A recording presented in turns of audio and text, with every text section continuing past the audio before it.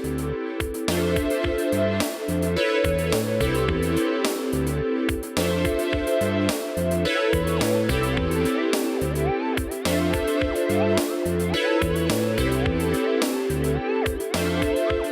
this is Liam. I'm Liam, and this is a little interview I'm doing for Lo-Fi Spotlight because that's what I'm doing. So, without further ado, this is my very good friend and also really cool musician person, and their name is Danny, and they're gonna tell us a little bit about themselves and stuff. So, Danny, how you doing tonight? I'm doing pretty well. How about you? Yeah, cool. I'm doing good too. How's New Jersey tonight? New Jersey is pretty good. The weather's warm. It's pretty nice. I haven't gone outside though, which I probably should have. Well, it happens, you know. Yeah, so let's, you released your EP a little bit ago, sometime last year. And, so how does it feel to have released this, what I imagine to be this very kind of personal little album?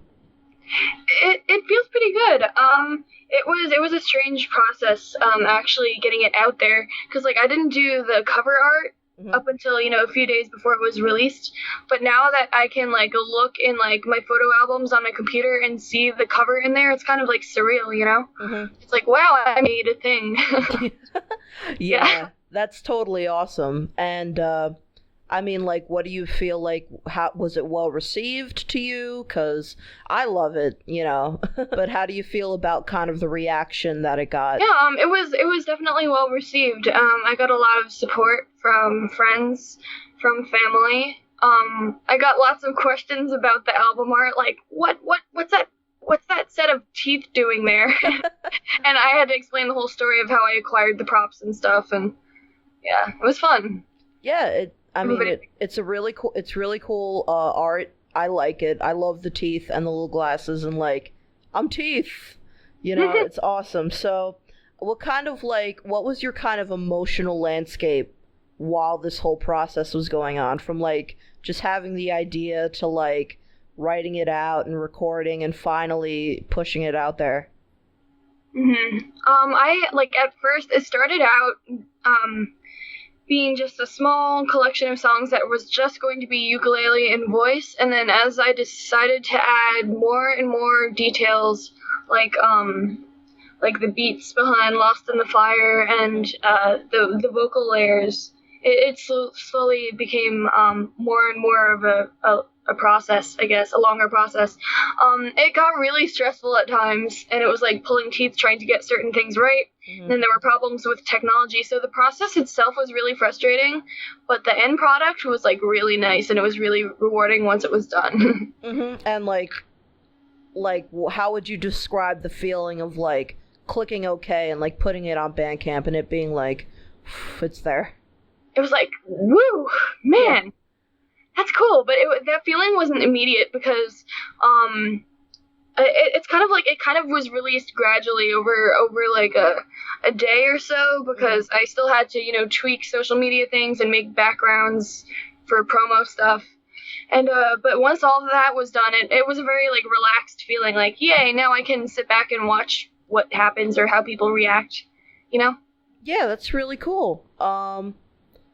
And so, I mean, you described this process as like kind of frustrating and difficult. So, how, do you have any new plans to release anything in terms of like maybe a single or like a whole new album? And like, are you kind of in the phase of just letting it like kind of sit for a while?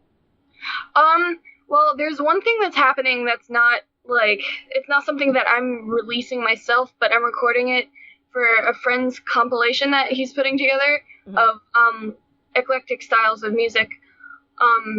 But as far as things like projects that I'm working on that I'm going to be recording myself, I have a few ideas and a few names and a few aesthetic ideas that are kind of floating around, and I'm trying to figure out the timing of what order I want to release things in and record things in. So it's kind of dealing with a backlog of sorts and how I'm going to manage the timing of things, so that when people see my work and the stuff that I've released, they can see like a cohesive kind of like flow of ideas, Right.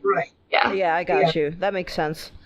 And like I've noticed on Facebook and stuff, you're like really going to a lot of shows and like really like getting yourself out there and stuff. Is there like a place that we can find like a schedule or something? I'm not in New Jersey anymore, but it doesn't matter. I still want to be like, I would go to that if I could. Well, I tend to keep my Facebook pretty well updated, but if you want to see a list of what's coming up next, the best place to check would be my Tumblr. So it's Danni, DANNI May.tumblr.com. And there's a tab that says shows, and it will list all the shows, the locations, the price, and yeah. So that's usually where you can find it.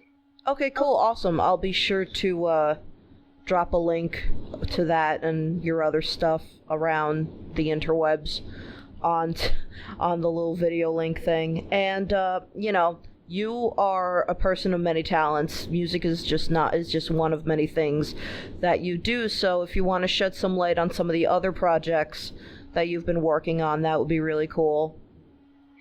Well, I have a bunch of things set up in my room. I made a makeshift light box. Mm-hmm. Out of the store and getting one or spending the money, honestly. So I made a light box basically out of like a picture frame and 2 end tables, a pair of bongos, and a lamp. Nice. And so I'm working on this animation to this really interesting recording that I made. Hello, Coco. Coco says hi.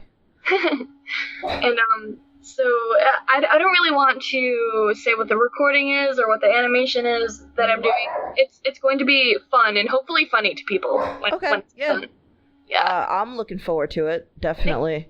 So I guess the last thing would be like, is there just anything else that you'd like to say briefly or not so briefly? Oof, this is a tough one. I guess I want to say, like, maybe I'll say something inspirational or try to. I've never done this before. Okay, but, Coco's gonna help you say something. Thank you, Coco. I love you, Coco. You go, Glenn Coco. Oh my god. But I guess when I started out in the scene, I was really, really scared. I was terrified that people wouldn't like me, or that I would be just completely rejected and like kicked to the curb. But that's not what happened at all. Like, people were really welcoming and awesome. And I found, like, a lot of courage throughout, getting to where I am right now. So I'm going to say that, like, even if you're really scared of doing something, try not to let anxiety get the best of you, because it's, I know it's easier said than done, but it pays off when you push past it. It really does. Yeah, that's a really great message. And I know that you are actually one of my big reasons that I was like, forget it, I'm just gonna record this and see what happens and stuff. Yeah, like, I feel like you really helped me with like the, people are nicer than you think. Aww. Yeah, so thank you for that, and thank you for this taking your time out of your busy day to do this little interview. And I'm sure we'll be talking again soon. Yeah, totally. Thank you so much for having me. Oh, you're totally welcome. Have